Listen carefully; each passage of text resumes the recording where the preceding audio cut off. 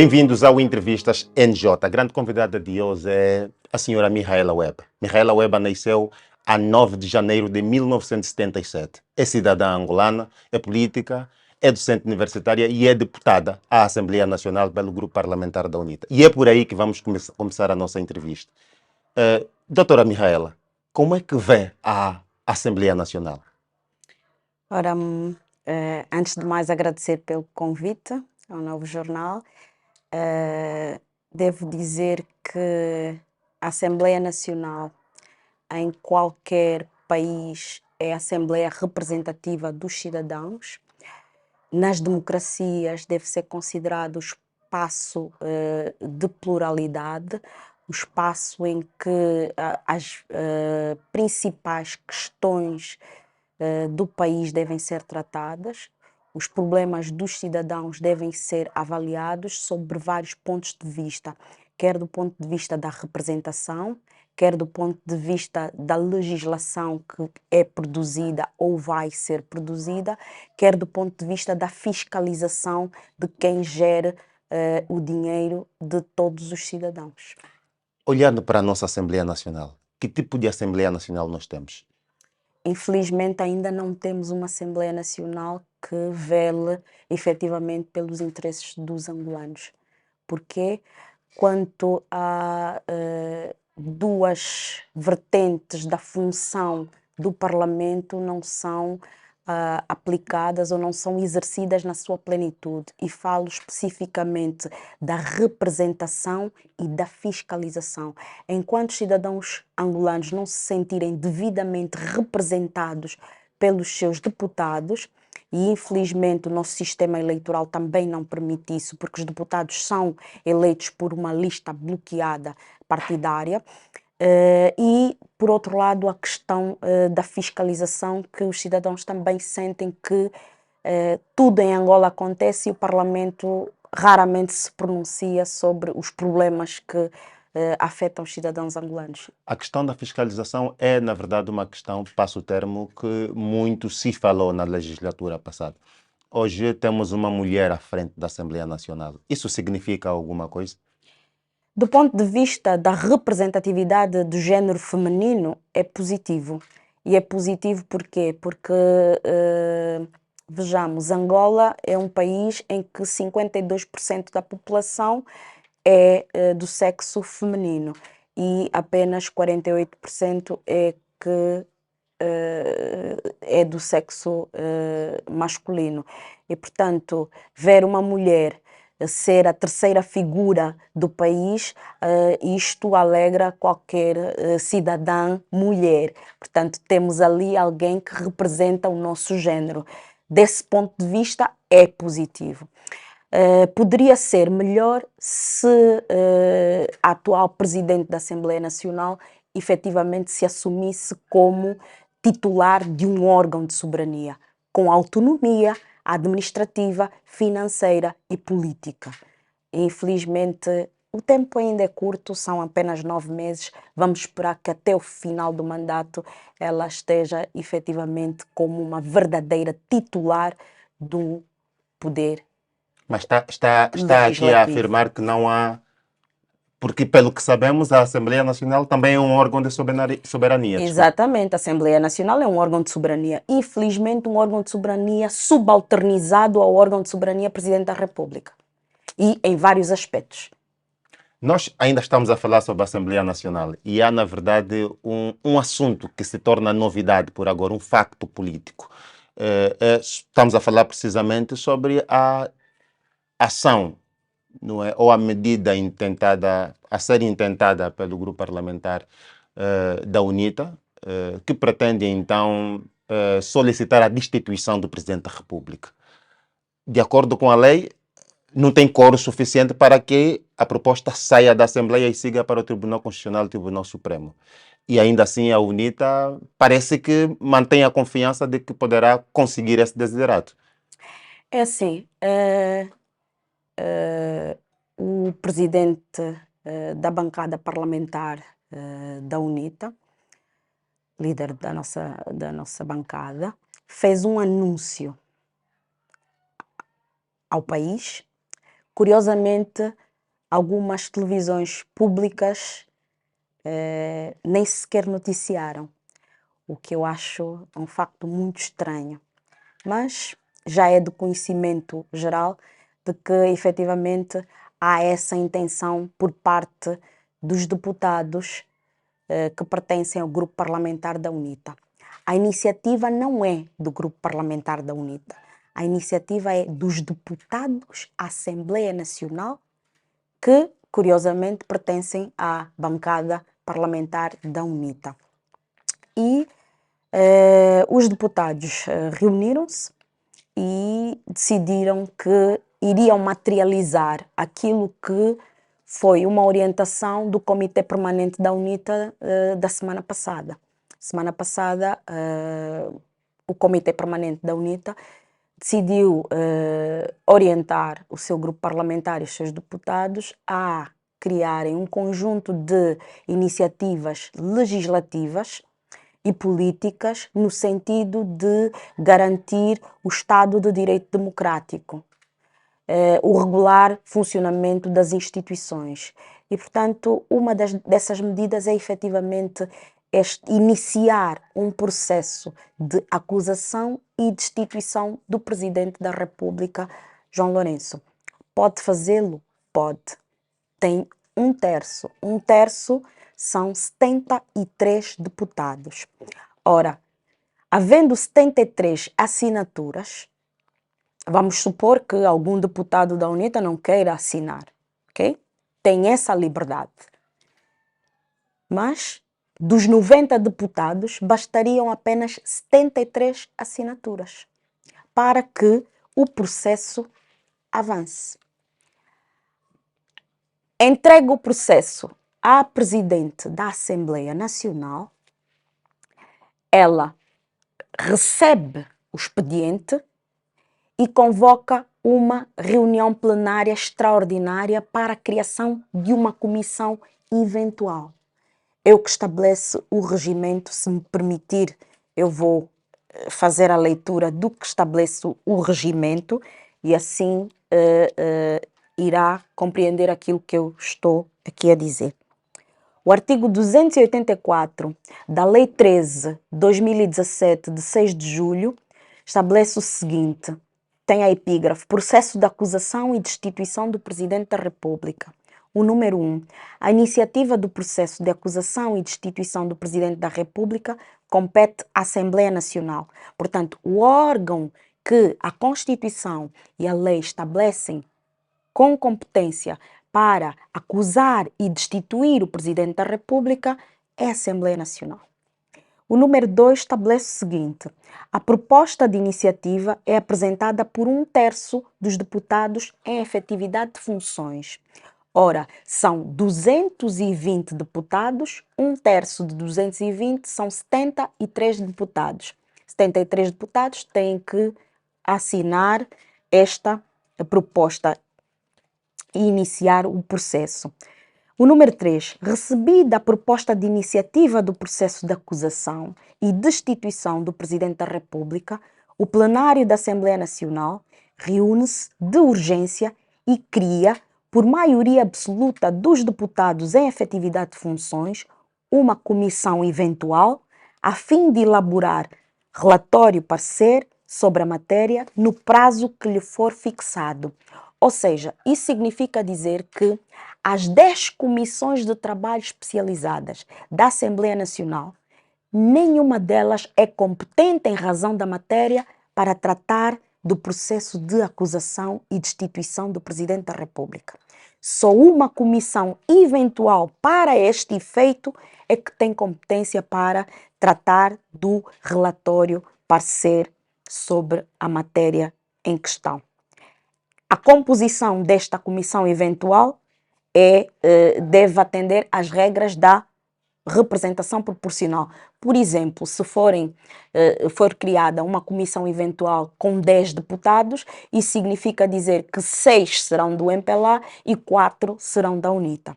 Portanto, é sempre pela regra da representação proporcional, tendo em conta os resultados eleitorais e a composição no Parlamento.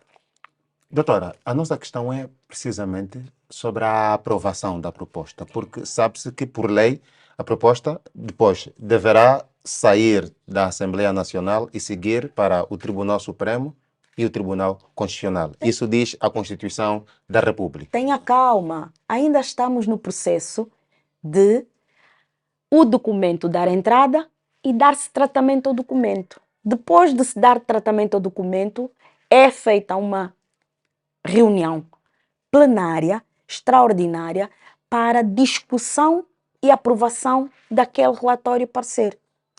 E é nesta reunião em que o voto é secreto, não será voto mão no ar.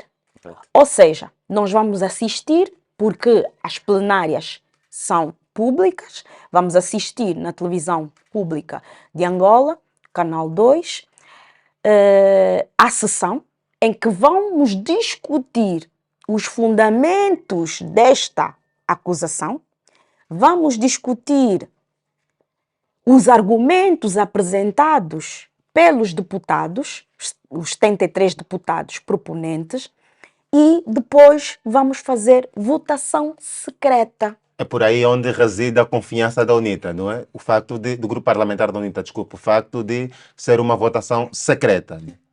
Eu acredito que o Parlamento é constituído por muitos cidadãos patriotas. Só que têm medo de expor o seu patriotismo. Por quê? Porque o voto é aberto. Então, muitas das vezes, o que é que acontece? Ele vota a favor de uma determinada lei porque todo mundo está a ver em quem é que ele vai votar. Ora, se o voto for secreto, provavelmente pode acontecer o que aconteceu aqui em Luanda. Já agora, pode servir como uma proposta, por exemplo, para a Assembleia, caso haja possibilidade, por exemplo, de revisão do regimento que Claramente, estejam... nós sempre defendemos que o voto deve efetivamente ser secreto. Eu, pessoalmente, tenho dito isto, porque a partir do momento, de acordo com a doutrina, a partir do momento em que o deputado é eleito, ele não representa o partido político pelo qual ele foi eleito, nem representa o círculo provincial ou nacional pelo qual ele foi eleito. Ele representa todos os cidadãos angolanos.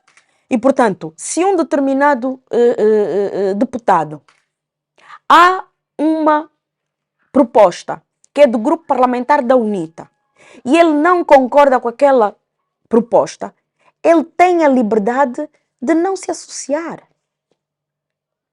Aliás, nós já tivemos deputados independentes que, a dada altura, não se reviam naquilo que era o posicionamento do grupo parlamentar da UNITA e votavam de outra forma. Têm essa liberdade? Têm.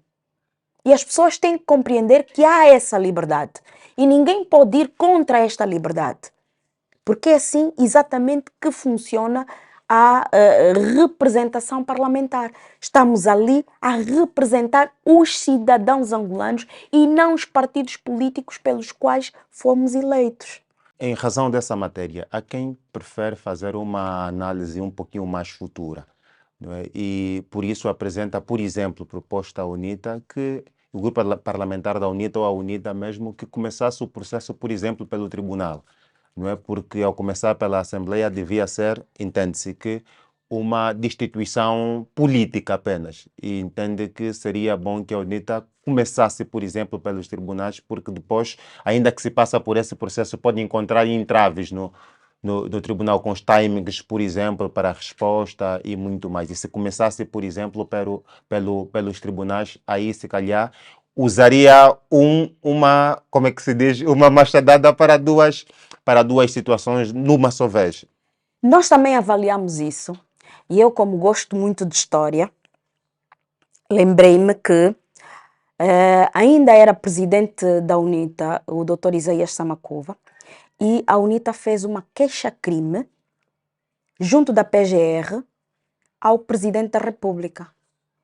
E a PGR em resposta, disse que não tinha competência sequer de investigar o Presidente da República, que isto era a competência da Assembleia Nacional.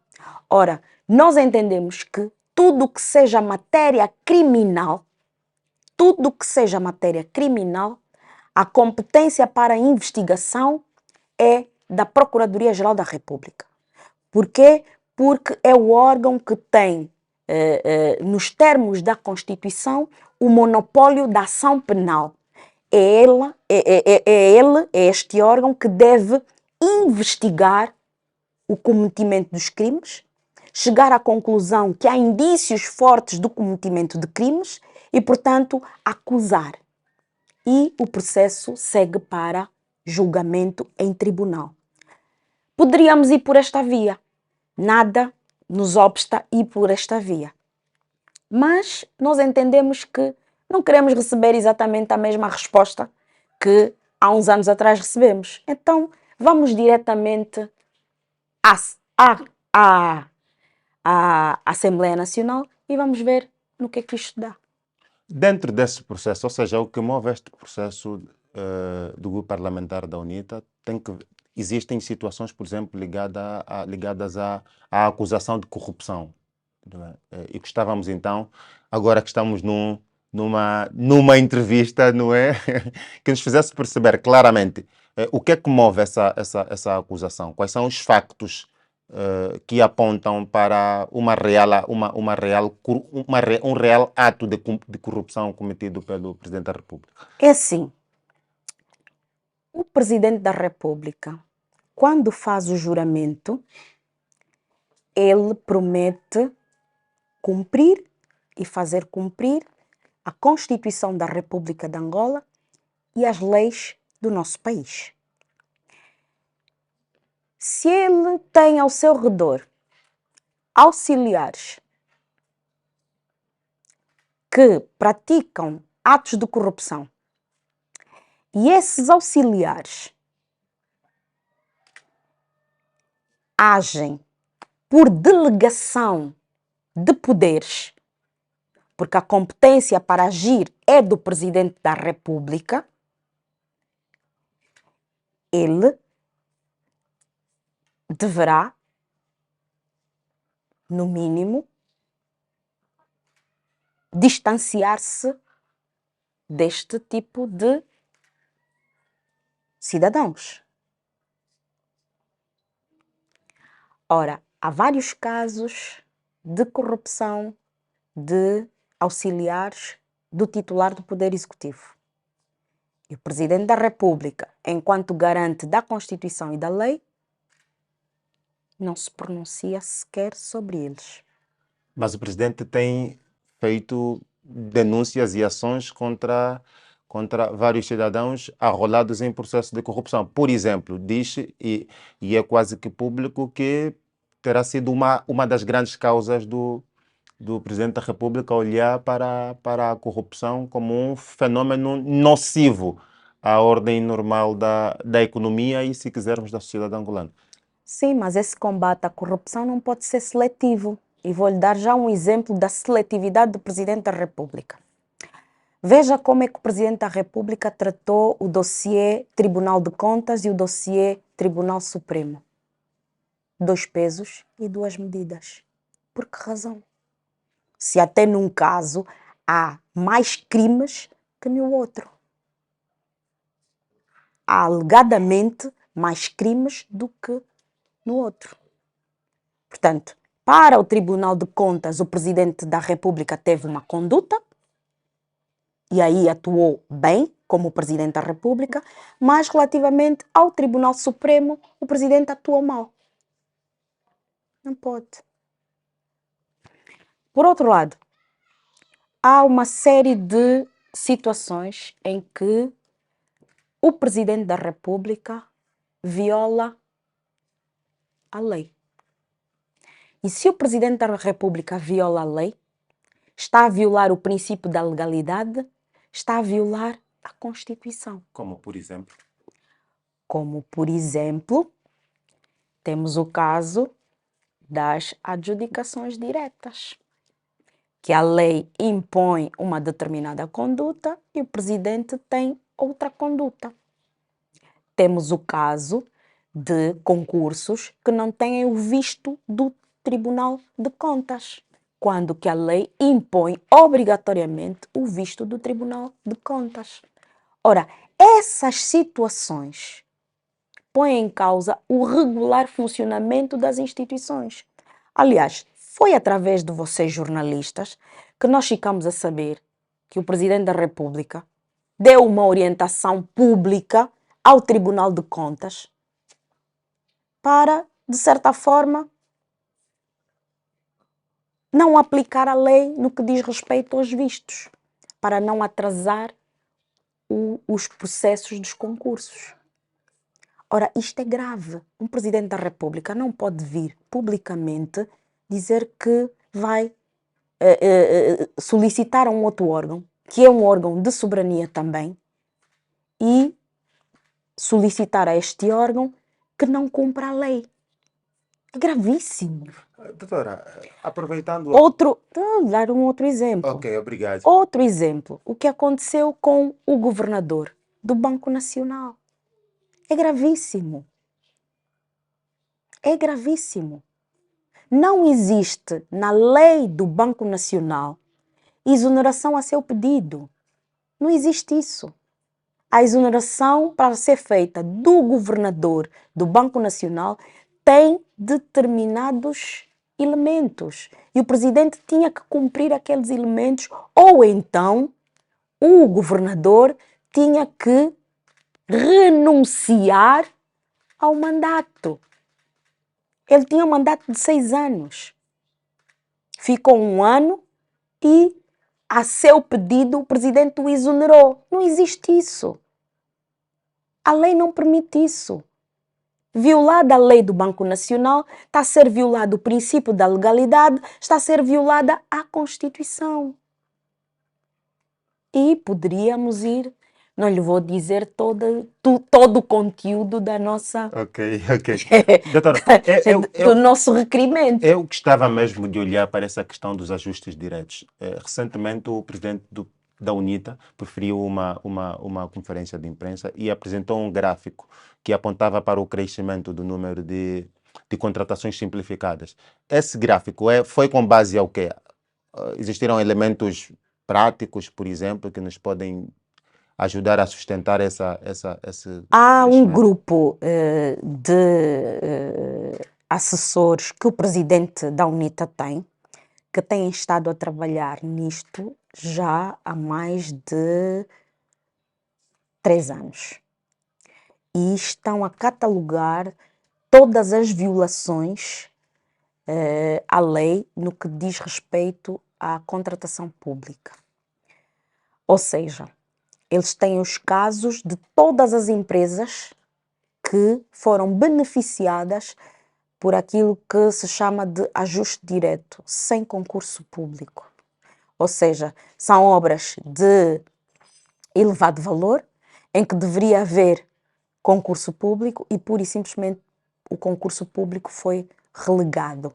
E, portanto, eles têm um trabalho muito avançado. Não é a primeira vez que o presidente Adalberto Costa Júnior vem a público falar sobre a questão da contratação pública, tem sido recorrente nessa matéria e, portanto, também é um indicador de que, de facto, o presidente está a violar a lei.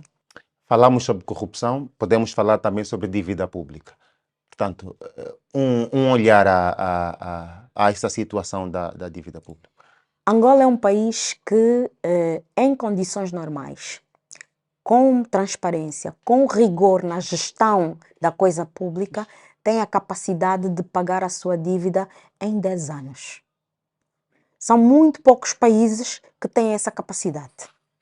E por isso é que qualquer país está na disposição de conceder crédito a Angola, porque sabe que Angola tem capacidade de pagar este crédito.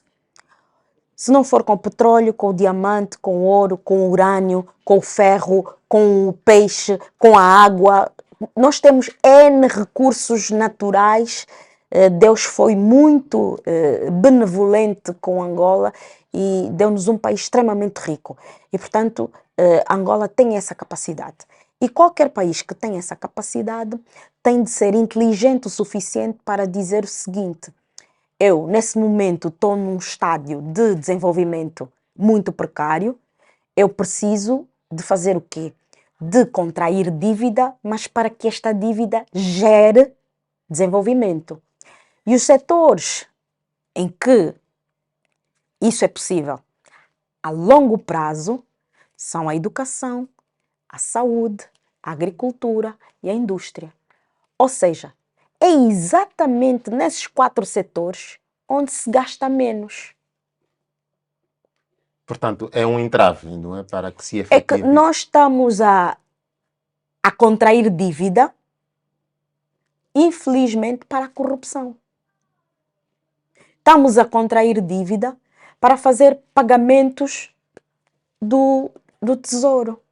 O grupo parlamentar da UNITA havia sugerido, por exemplo, a auditoria a... Exatamente. Ainda era presidente do grupo parlamentar o engenheiro Adalberto Costa Júnior e na altura solicitava-se uma auditoria à dívida pública. Isso em 2018. Uma auditoria à dívida pública. Precisamente a ação na Angola. Uma auditoria à dívida pública. E quando falamos aqui a dívida pública, é aquela que é paga pelo Orçamento Geral do Estado e a dívida pública do setor público empresarial. A dívida da TAG, a dívida da Sonangol, etc, etc. Todas as empresas públicas que detenham dívida também. Porque nós já chegamos à situação de a nossa dívida ser maior que o PIB. E quando isso acontece, fala-se de dívida insustentável. Por quê? Estamos a produzir menos do que aquilo que vamos solicitar como crédito. Então, é perigoso. Eu não sou economista e não gostaria muito de estar a entrar em questões económicas, porque posso estar a errar, mas eu acho que a questão da dívida pública é daquelas questões em que deveria haver consenso de todos os angolanos que estão representados no Parlamento. E, infelizmente, os nossos colegas, os nossos irmãos do MPLA não querem que haja determinadas matérias em que deve haver efetivamente consenso entre nós. Quais são os principais riscos, por exemplo, que se pode enfrentar pelo facto dessa dívida não ser paga, por exemplo, em períodos curtos, em 10 anos, ou então o facto de ter-se aumentar sempre o valor de crédito? O que pode acontecer é chegarmos a um ponto que estamos a contrair dívida para pagar dívida.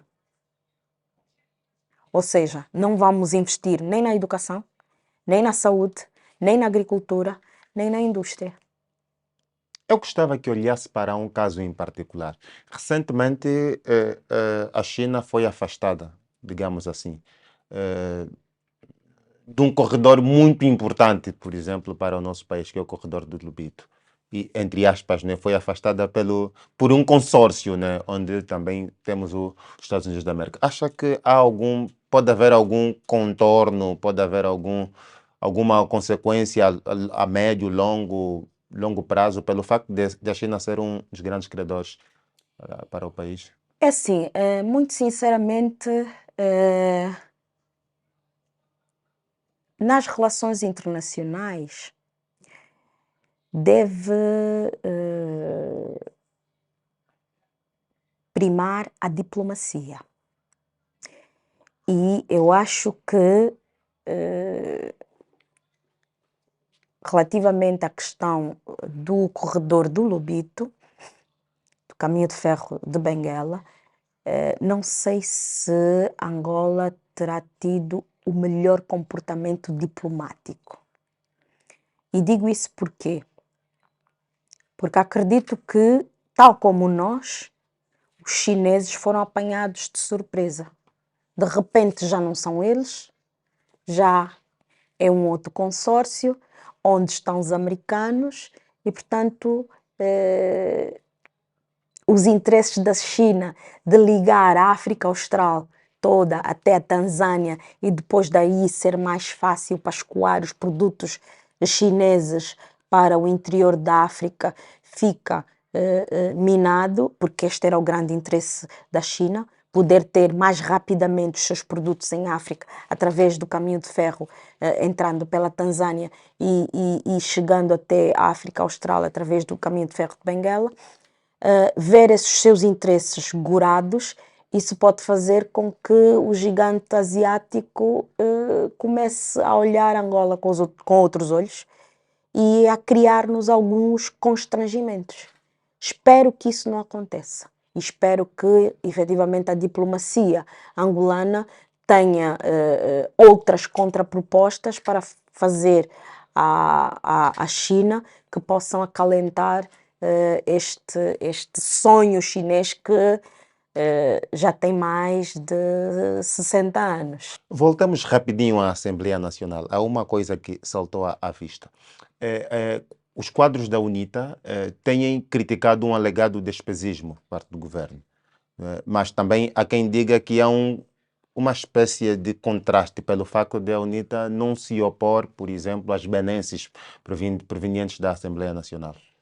Meu caro, quando nós falamos do despesismo, é no momento em que o país está em crise. O presidente João Lourenço, no seu primeiro mandato, disse que iria reduzir o número de ministérios.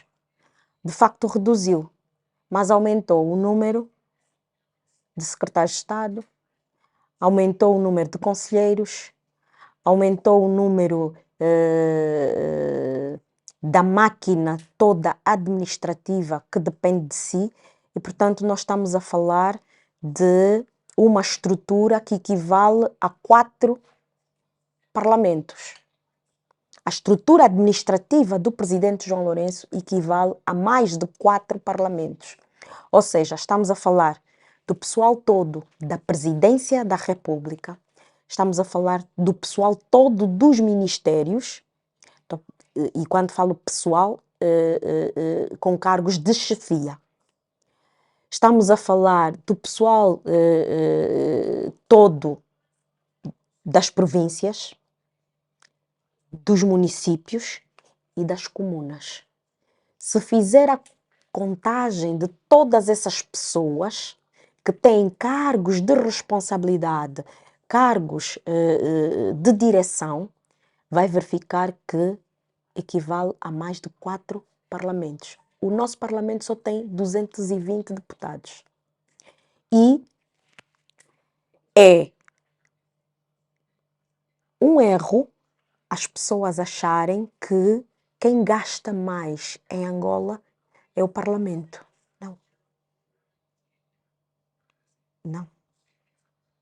Mas o olhar que não sei se podemos considerar como uma grande maioria ou minoria, o olhar que se tem é que parece que era a ideia que a UNITA, ou o grupo parlamentar da UNITA recusasse as benesses que tem de direito da Assembleia Nacional por alegar esse despesismo. Caríssimo. O deputado, por lei, tem determinadas regalias, certo? Sim. Ele não está a roubar. São regalias que lhe são concedidas por lei. Agora eu pergunto, por que um ministro recebe 1.200.000 de combustível e comunicação, para além do seu salário? Onde é que está isso legislado? Façamos progresso, doutora. Vamos, na verdade, vamos continuar a olhar para o país, né? E olhando agora para a UNITA enquanto partido, não enquanto grupo parlamentar. Senhora deputada, já se passaram quase 11 meses, não é? Desde as últimas eleições realizadas no país. O governo daí saído tomou posse. não é? Mas parece que a UNITA mantém-se inconformada com os resultados destas eleições. Não é só a UNITA. Os angolanos todos que votaram pela alternância e têm consciência de que a UNITA venceu as eleições, estão inconformados. Hoje, e naquela altura, muitos exigiam que nós não tomássemos o assento parlamentar e tinham razões para isso, mas hoje já conseguem perceber que nós tínhamos de tomar para não permitir que o presidente João Lourenço agora alterasse a Constituição para ter um terceiro mandato. Se não vejamos, em outubro, se a UNITA não tomasse posse, o Parlamento angolano iria ficar com 130 deputados em efetividade de funções. Isso significa dizer que, com apenas 87 deputados, o MPLA podia aprovar uma revisão constitucional para aumentar mais um mandato para o presidente, mais dois mandatos ilimitados para o presidente João Lourenço. Com apenas 87 deputados. O MPLA tem 124 deputados. Apenas com 87 era possível fazer a alteração da nossa Constituição. Okay. Com a tomada de posse da UNITA, isso já não é possível. O presidente Adalberto Costa Júnior, em Benguela, penso, terá dito que, por ocasião daquela não tomada de posse, sim tomada de posse, haviam propostas, não é, para subverter a ordem e a tranquilidade nacional. Gostava de confirmar, não é, porque é uma informação que muito se falou e parece que há uma grande maioria que esperava simplesmente por um sim da UNITA para que se começasse um suposto barulho. Pois, e a UNITA nesse momento está a afirmar que a forma de resolver as coisas quando um presidente viola a lei, viola a Constituição, está a ter uma governação desastrosa, pouco transparente, é através do mecanismo da destituição previsto no artigo 129 da Constituição. Desde que 73 deputados assinem a petição e 147 deputados aprovem por esta via. Estamos a utilizar os mecanismos constitucionais e legais para fazer as coisas como devem ser feitas. Acha que a UNITA perdeu alguma popularidade pelo facto de não ter cedido a essa suposta pressão de continuar com o barulho? De maneira nenhuma. De maneira nenhuma. Eu acho que não. Eu acho que no calor do momento, as pessoas queriam que a UNITA fizesse alguma coisa. Queriam que a UNITA fosse para a rua. Queriam que a UNITA permitisse o banho de sangue. Atenção, quem vence eleições precisa de pôr o exército na rua. Quem vence eleições faz festa. Não houve uma única festa em Angola da vitória do MPLA. Em nenhuma província. Isso não é estranho. Eles têm consciência de que não venceram as eleições. E colocaram o exército na rua, porque estavam à espera que a UNITA fizesse o quê? Confusão. Que morresse mais gente. Que mais de metade das pessoas opositoras a este regime, nomeadamente nos partidos políticos e na sociedade civil, muitos daqueles que estavam na altura a exigir que a UNITA fosse para a rua, iriam ser mortos. Nesse momento, o que a UNITA está a fazer? Está a trazer o ônus desta atitude má de um regime como o nosso para nós mesmos. Ou seja, nós ontem anunciamos que vamos abrir um processo de acusação e destituição do Presidente da República. A partir daquele momento, as nossas vidas estão em perigo. A partir desse momento, as nossas vidas estão em perigo. Mas perigo por quê? Estão em perigo porque nós conhecemos o regime que existe em Angola.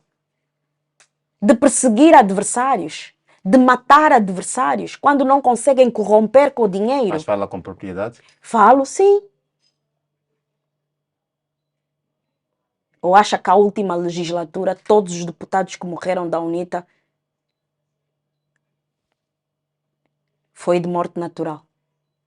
O que é que está a alegar com isso? Estou mesmo a alegar o que está a pensar. Estamos a ser eliminados um a um. Olhamos, doutora, há quem em alguns círculos diz, entre aspas, né, continua a dizer entre aspas, que certos deputados e quadros da UNITA deverão ser ou são menos tolerantes do que certos militantes e quadros do MPLA. Muitos que afirmam isso justificam, por exemplo, com situações em que muitos deputados da UNITA, quando lhes são intimadas algumas situações que sejam incômodas e reagem com alguma intolerância. É assim, infelizmente nós vivemos num país que a cultura da intolerância nos foi incutida. E todos nós sabemos por quem. Aqueles que em 1975 diziam que a FNLA comia pessoas, que os da UNITA tinham caudas, etc, etc. Esses incutiram-nos uma cultura de intolerância. E infelizmente hoje o cidadão angolano é extremamente intolerante. Há intolerância política, há intolerância religiosa, há intolerância desportiva. Portanto, infelizmente, nós não estamos a fazer a verdadeira reconciliação nacional em todos os aspectos. A cultura de paz e de tolerância pelo outro que pensa diferente em Angola não faz morada, infelizmente. E, portanto, quem vive neste ambiente muito rapidamente consegue contagiar-se por este tipo de atitude. E, portanto, podem existir efetivamente excessos. Okay? Podem existir efetivamente excessos. Não é o pensamento da organização. Em todas as organizações existem pessoas boas e existem pessoas más.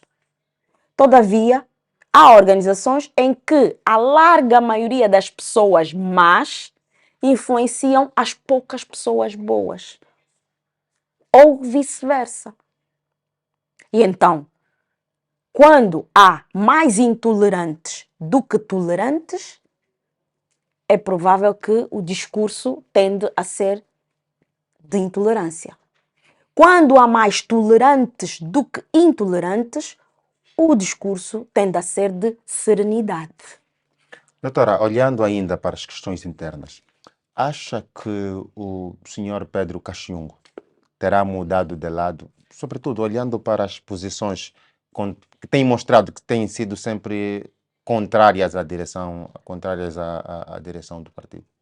Meu caro, quem me conhece e tem acompanhado o meu percurso dentro da UNITA, sabe que eu não me pronuncio sobre questões internas da UNITA, a não ser em momentos que são os momentos altos para se abordar essas questões.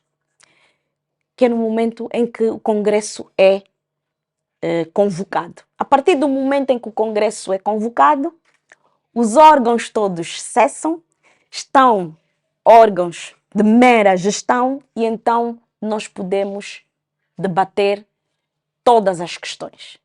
Mas para esse caso em particular, não tem um... Fora, deixe-me terminar, fora os momentos de conclave, eu não falo sobre questões internas e, sobretudo, não falo de pessoas da UNITA.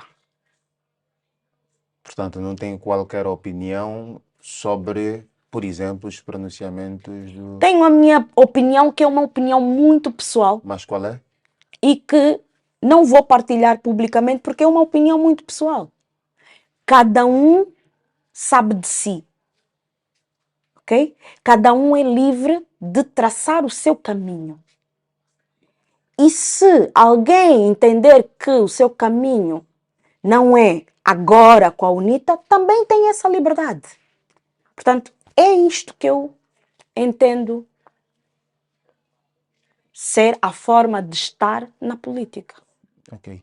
Eu gostava de voltar para uma questão muito, não sei se é engraçada, mas na legislatura passada, por exemplo, tratando-se da Assembleia, abri aqui mesmo um parênteses, tratando-se da Assembleia, foi registrada uma luta saudável, não é, de titãs, digamos que, entre a doutora Mihaela e o doutor João Pinto. Hoje o doutor João Pinto, que representava, que era deputado pela bancada parlamentar do MPLA, hoje não está na Assembleia. Sente falta daqueles debates? Acha que o grupo parlamentar do MPLA terá perdido um grande ativo?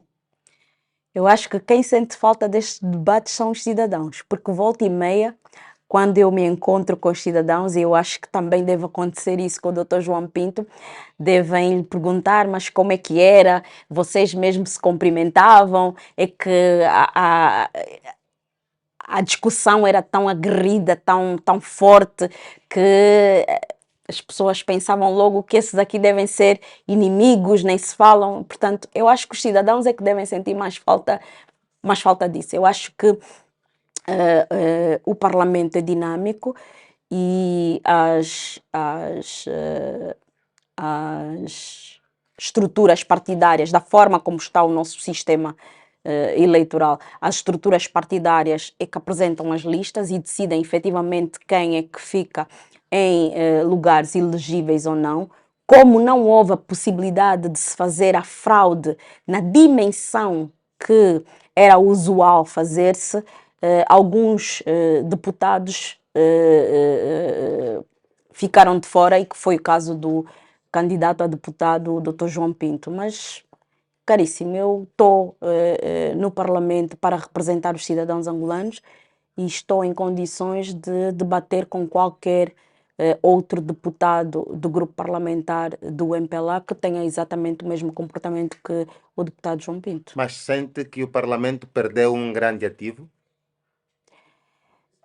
Caríssimo, é assim, se me disser que o MPLA deve estar a sentir falta do deputado João Pinto, acredito que sim, porque ele estava lá, salvo erro, fez 3 mandatos, tinha muita experiência, conhecia muito bem a casa, os procedimentos, como é que as coisas aconteciam no Parlamento, não permitia que determinadas situações acontecessem, que estão nesse momento a acontecer, determinadas gafes que nas comissões têm acontecido e no seu próprio grupo parlamentar, provavelmente deste ponto de vista, da experiência, o conhecimento das regras, o conhecimento da casa, dos procedimentos, provavelmente desse ponto de vista o MPLA terá perdido um bom ativo. Falou agora de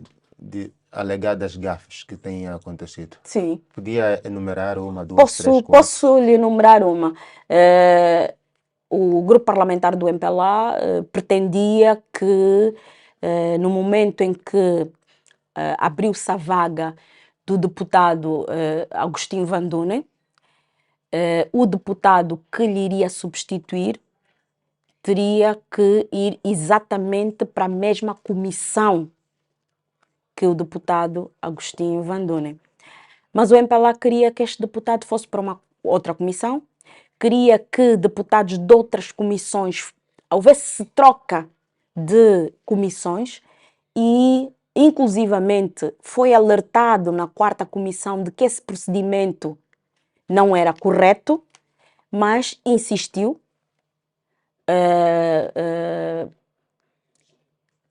Na 4ª comissão não, na 9ª comissão, perdão, insistiu nesse procedimento.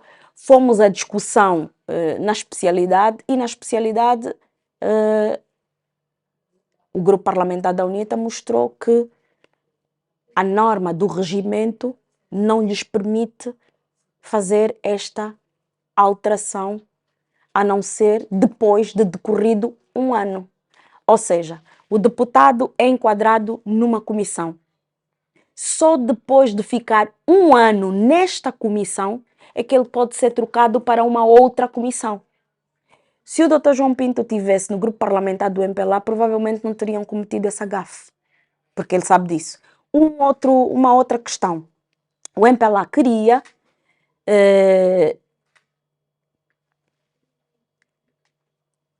indicar novos membros da Comissão Provincial Eleitoral de Benguela, a Comissão Municipal de vários municípios de Benguela, o mês passado. E, alertados na 4ª comissão que não podem fazer isso, insistiram e foram para a discussão na especialidade. Chegados na discussão na especialidade, okay, o grupo parlamentar da UNITA fez-lhes ver que, de acordo com a lei orgânica da Comissão Nacional Eleitoral, os comissários,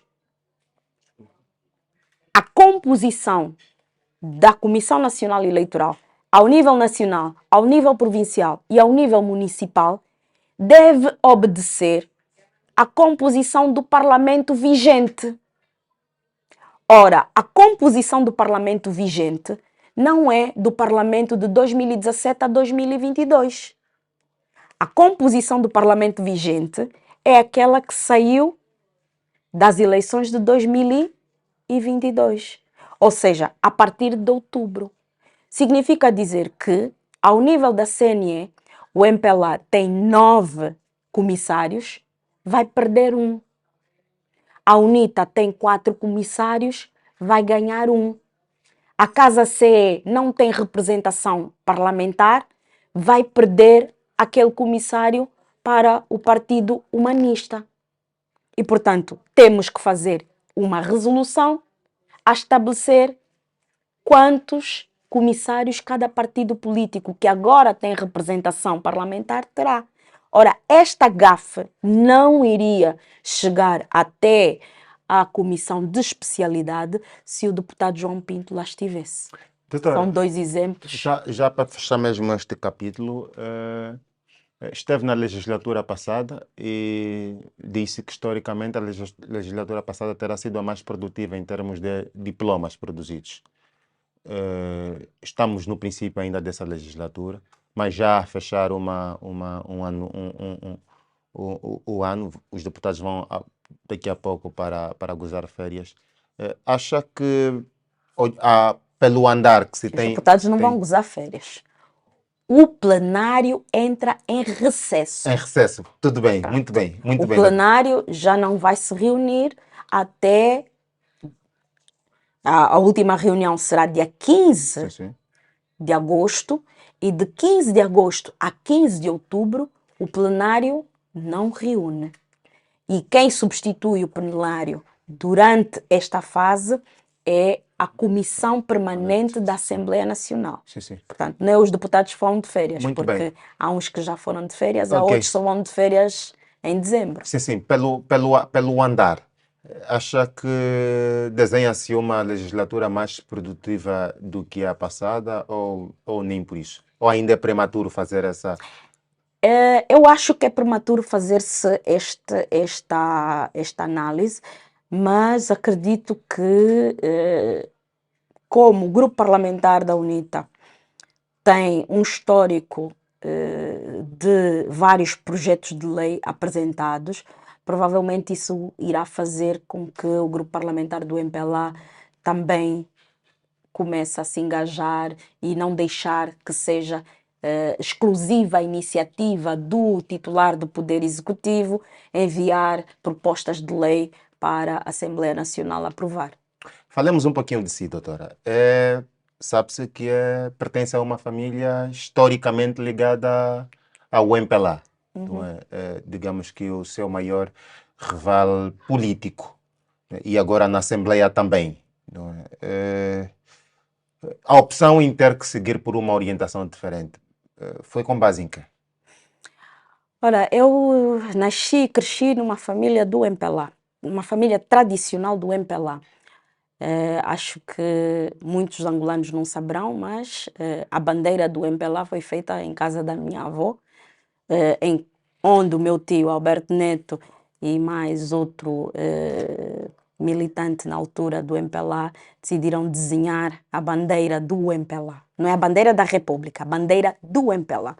O vermelho, o preto e a estrela amarela. Para além disso, a minha avó foi presa pela PIDE, minha avó materna. O meu avô paterno também foi preso pela PIDE, porque estavam na clandestinidade a ajudar o MPLA. Tenho vários familiares que estão no MPLA, quer de parte materna, quer de parte paterna, portanto, de facto, sou proveniente de uma família tradicionalmente do MPLA. Mas o bonito disso tudo é que foi a minha família que me ensinou que, enquanto cristãos, não podemos pactuar com a injustiça. Não podemos pactuar com a mentira. Não podemos pactuar com tudo aquilo que hoje acontece em Angola. Portanto, A corrupção. Um cristão não pode ser cristão no domingo, ou no sábado, ou na sexta-feira, conforme os casos, e durante a semana ser corrupto. E durante a semana desviar do erário. Não é cristão. E, portanto, há esta componente política na minha família e há a componente cristã. E nisso, acho que a componente cristã falou mais alto. A dada altura, sempre na minha família debatemos política. A dada altura, havia determinadas questões que muitos tios, primos, avós não conseguiam me responder. deixa que... Só para dar uma ideia de que perguntas é que não me conseguiam responder. Por que é que aconteceu o 27 de maio? Havia exatamente a intenção de fazer golpe no 27 de maio. Quem é que está por trás da morte das heroínas? Aliás, foi no ano em que nasceu mesmo, não é? Exatamente, 77. Por que razão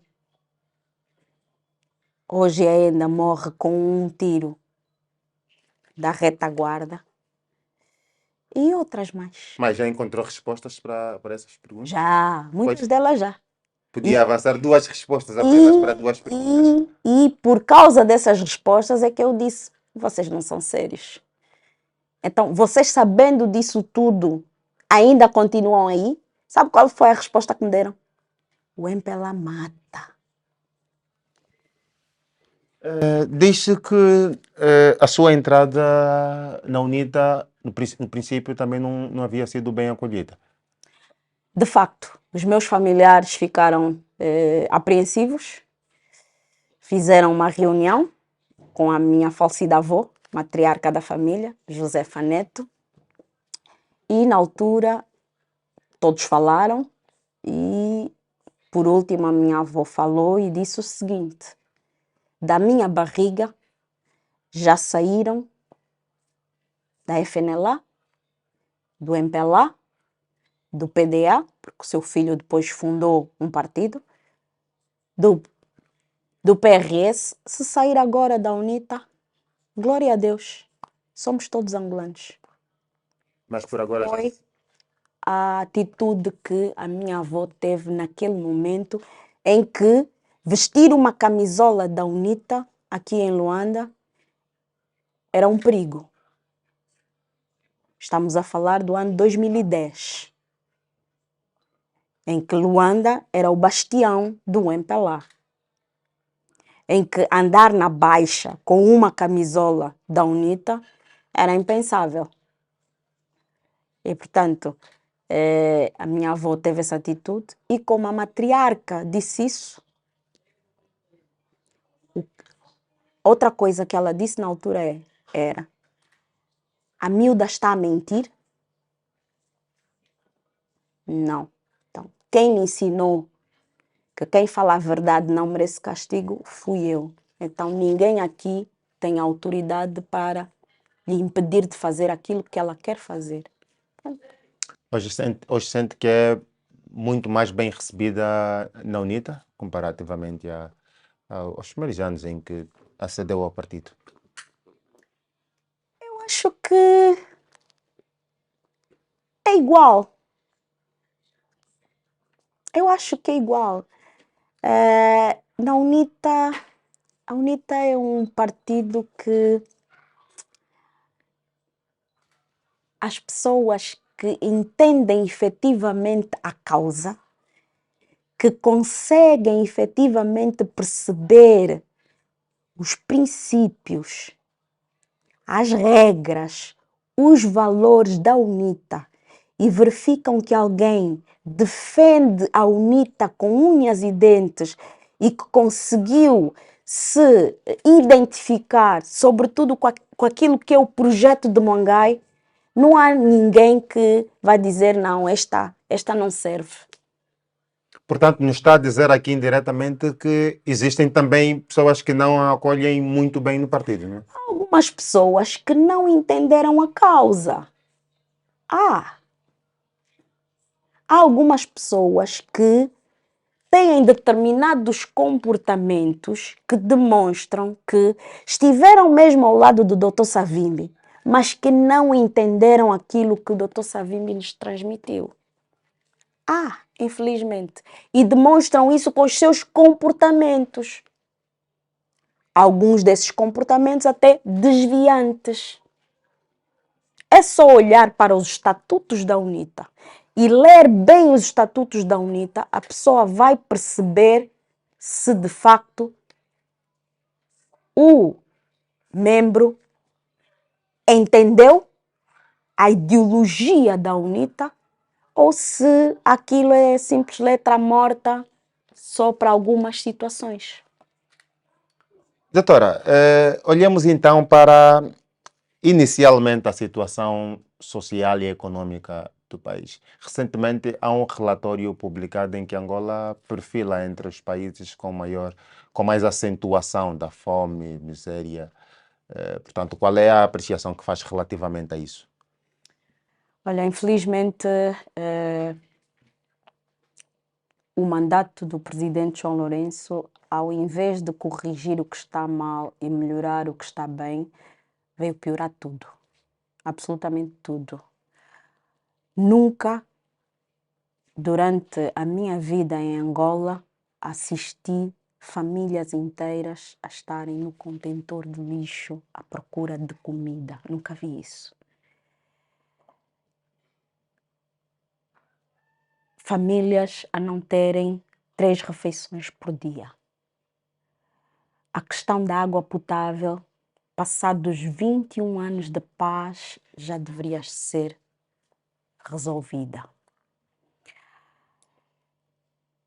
Depois verificamos o que se fez com a moeda nacional e os economistas não conseguem nos explicar o porquê da desvalorização da nossa moeda. Porque tudo parte daí. Se nós não temos produção nacional para valorizar a nossa moeda, ok? Como é que nós vamos ter garantia de melhores dias do ponto de vista econômico e social para os cidadãos? Não é possível. Ora, não se investe na agricultura. Os poucos angolanos que decidiram investir na agricultura não conseguem escoar os seus alimentos, porque as estradas mais caras do mundo, nós gastamos 128 mil milhões de dólares nas nossas estradas, são as estradas mais caras do mundo. Em 5 anos ficaram elas todas rebentadas, temos que voltar a gastar dinheiro sistematicamente para remendar essas estradas que foram as mais caras do mundo. Portanto, há uma série de políticas erradas que permitem que haja fome e miséria em Angola. E depois temos um Presidente da República que não é sensível à questão da fome, que até considera que é relativa. Doutora, diante dessa situação social, econômica e política do país, a UNITA, por exemplo, através do seu presidente, propõe reformas nas políticas e também propõe, por exemplo, a reorientação das despesas públicas. Mas, em contrapartida, existe um plano do Executivo a longo prazo, não é? Que é a Angola 2050, que está agora num processo de auscultação pública. Acha que este plano não responde a esses anseios e não chega também a atingir essas propostas avançadas pela UNITA? Não, e vou lhe dizer porquê. O plano de executivo, nos termos da Constituição e da lei, só pode ser para 5 anos. Ok? Repito, o plano do executivo, nos termos da Constituição e da lei, só pode ser para 5 anos. Ele tem um mandato de 5 anos e nesses 5 anos tem de dizer exatamente o que é que vai fazer. Se o presidente do MPLA decide trazer uma agenda Angola 2050, isso é outra história. Se o presidente da República decide apresentar uma agenda Angola 2050, isso também é outra história. O presidente da República representa o Estado. A representar o Estado, todas as forças vivas da nação têm que entrar em consenso. E não me recordo do presidente da República ter sentado com o presidente da UNITA para debaterem uma agenda nacional de consenso. E a UNITA é tão só o maior partido na oposição. Se formos a Portugal, se formos à África do Sul, se formos a Namíbia, se formos ao Botsuana, se formos a Cabo Verde, se formos a São Tomé, se formos ao Ghana, e estou a buscar realidades democráticas que nós podemos e às vezes imitamos, ok? Em todas essas realidades, quando há uma agenda nacional de consenso, o maior partido na oposição dialoga com quem está no poder. E, portanto, isto não acontece, não está a acontecer, nem aconteceu. Portanto, esse plano Angola 2050 é do presidente do MPLA. Não engaja os angolanos. Okay. Estão a fazer sozinhos, o que é errado. E mais, durante esse tempo todo, e não vou falar dos 48 anos de independência, durante os 21 anos de paz, o MPLA se arrogou a fazer as coisas sozinho. Sempre. Portanto, não se pode entender que, por exemplo, esse plano executivo seja para o país e ainda que, por exemplo, o MPLA saia do partido, seja também um plano estratégico para o próximo governo? Primeiro, temos que ver o que é que está lá. Para o setor da educação, para o setor da saúde, para o setor da agricultura, para o setor da indústria, que foram sempre os setores mais negligenciados pela governação do MPLA. É para dar 1% do Orçamento Geral do Estado para o setor da agricultura? Isso a UNITA não aceita. Doutora, há uma coisa que muitos nos têm saltado à vista. Nós nunca ouvimos, por exemplo, um pronunciamento do ex-presidente da UNITA, Dr. Isaías Samakuva, a respeito do atual presidente da UNITA. Deu uma curiosidade. Alguém já lhe fez uma entrevista a perguntar isso? Não, mas já algumas vezes, por exemplo, em época de campanha eleitoral, mesmo num Ah, período há pós-eleitoral. muita gente que não sabe, e eu vou fazer aqui uma inconfidência.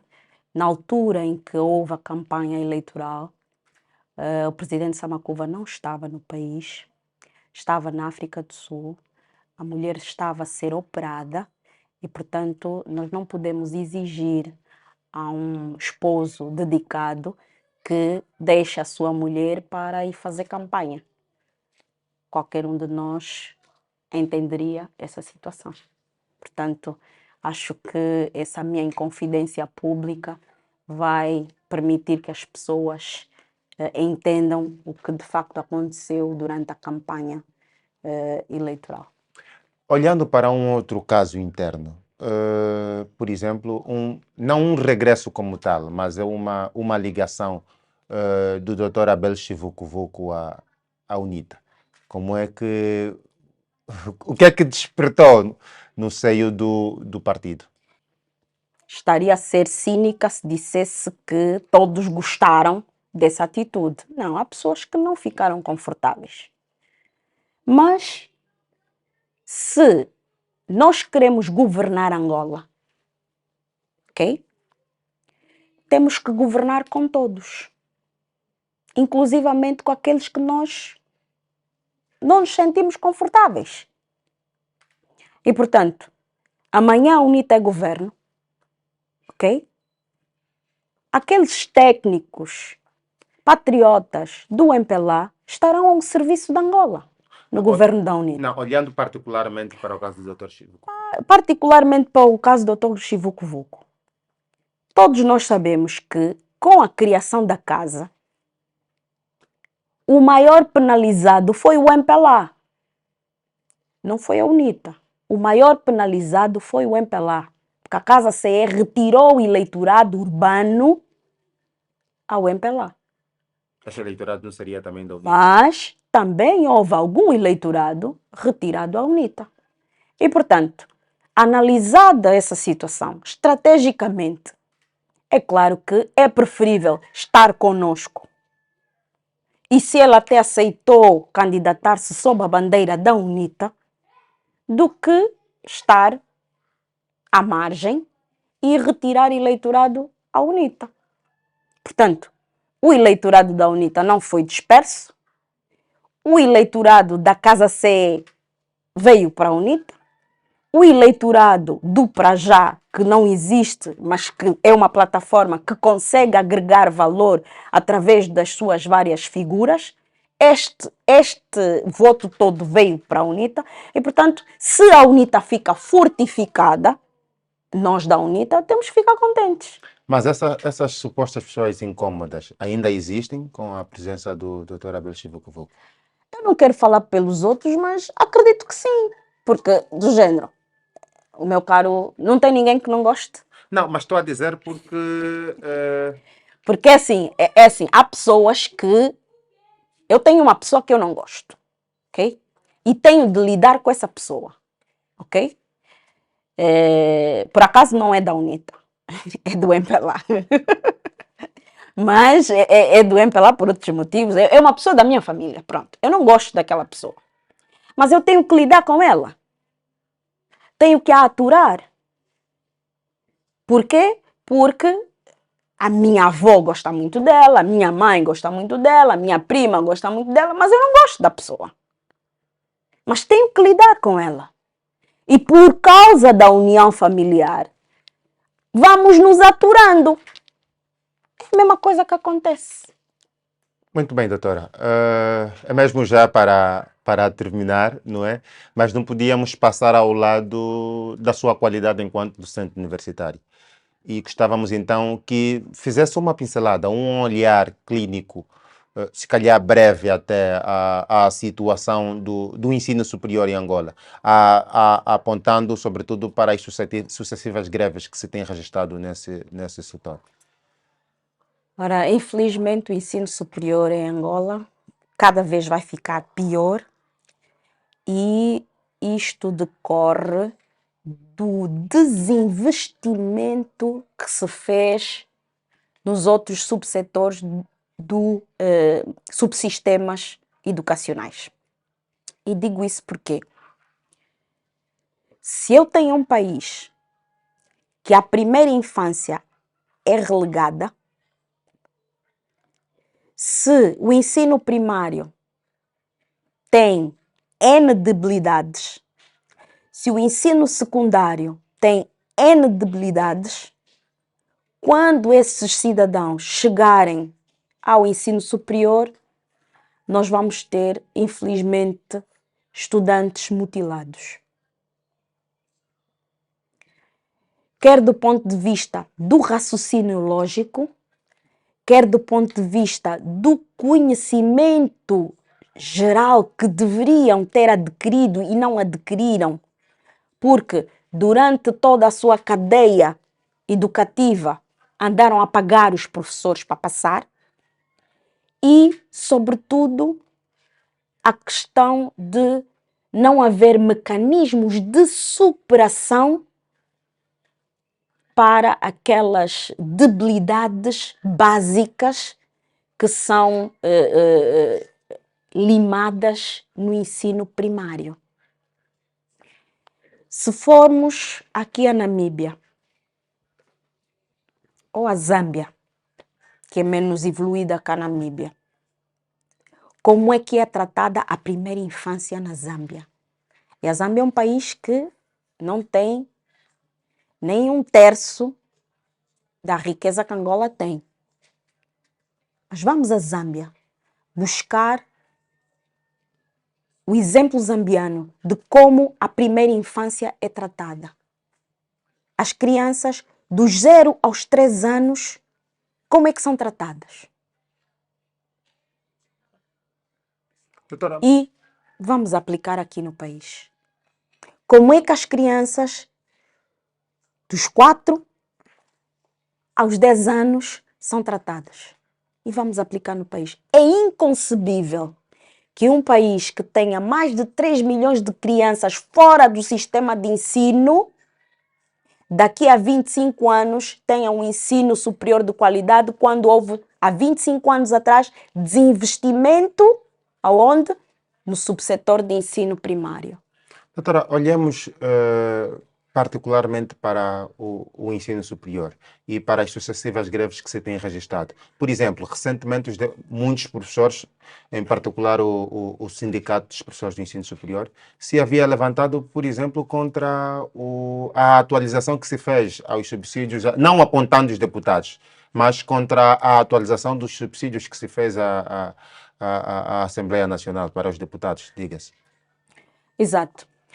Os professores do ensino superior estão há muito tempo a reivindicar os seus direitos e com razão.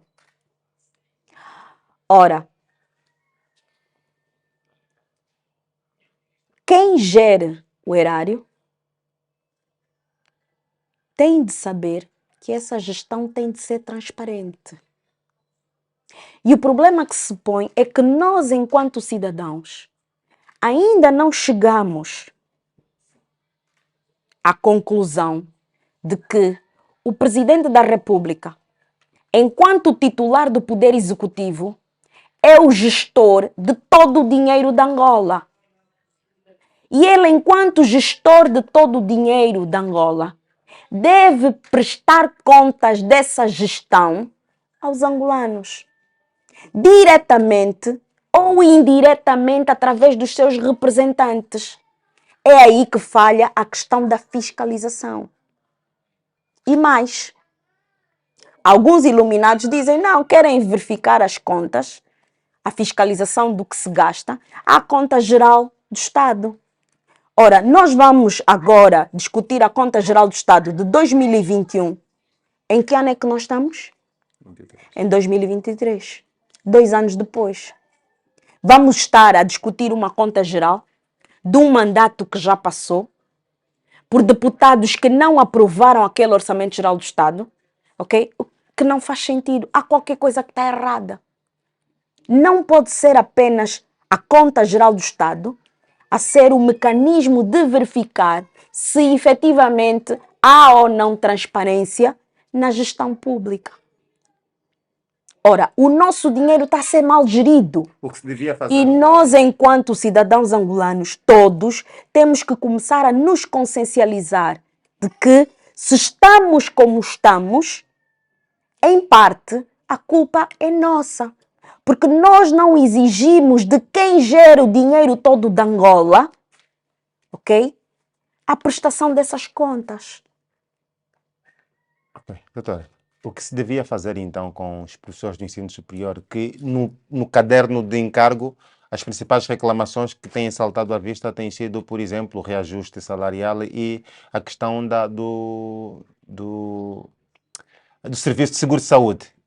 Meu caro, o Presidente da República há um tempo atrás disse que queria que administrativamente o país passasse de 18 para 20 províncias. Disse isso através dos seus auxiliares. E que ao invés de 164 municípios, passássemos a ter 581 municípios. Ora, isso é aumentar a despesa pública. Por que não fazer o inverso e reduzir a despesa pública? Se reduzir a despesa pública, ali onde nós entendemos que deve ser reduzida, vai haver dinheiro suficiente para pagar os professores. Se a gestão for transparente, okay? Se não se gastar tanto dinheiro com as viagens oficiais, quer do Presidente da República, quer dos seus auxiliares, ok? Viagens essas que não têm trazido grandes investimentos para Angola, muito pelo contrário, gastamos muito dinheiro e não há retorno. A solicitação dos professores do ensino superior pode ser atendida. Doutor. Nós já fizemos, ao nível do Parlamento, uma discussão, uma tentativa de discussão sobre a questão do ensino superior. O que é que o grupo parlamentar do MPLA fez? Votou contra, inviabilizou o debate. Por que razão? Porque sabe que nessa matéria aquilo que nós iríamos dizer é exatamente aquilo que os professores do ensino superior estão a exigir. Por quê? Porque é justo. Doutora, olhando para essa perspectiva que avançou há pouco tempo, da proposta de nova divisão política administrativa, que poderia aumentar o número de servidores públicos e consequentemente, aumentar o número da despesa pública, não acha que também com a implementação da autarquia se poderá aumentar o número de servidores públicos? Não, de maneira nenhuma, porque a Constituição é clara. Todas as atribuições das autarquias locais, todas, com a exceção da Polícia Municipal e da geminação que não existe, atualmente são exercidas pelas administrações municipais. Já viu escrito na Constituição a administração municipal? Não. Significa dizer que o legislador entendeu que não há necessidade de existir a administração municipal. Por quê? Porque o trabalho que a administração municipal faz, quem deve fazer é o autarca. Então, as 164 administrações municipais devem ser transformadas em autarquias locais. E vamos avançar o processo. Já está a retardar o desenvolvimento de Angola há mais de 25 anos. Nós não podíamos terminar essa nossa agradável conversa sem olharmos para o setor judicial, não é? Olhando precisamente para o Tribunal Supremo, há uma espécie de situação, não é? Uma situação agora no Tribunal Supremo com a nomeação do juiz Carlos Cavoquila, que fez com que, por exemplo, o jornalista Rafael Marques, né, intentasse ou remetesse uma carta à Procuradoria-Geral da República apontando para imprecisões no processo, acusando tanto o Conselho Superior da Magistratura Judicial como o Presidente da República por terem, então, participado de um processo que nomeou um juiz que já supostamente terá alguns pendentes na Justiça. Este é mais um caso de violação da lei por parte do Presidente da República.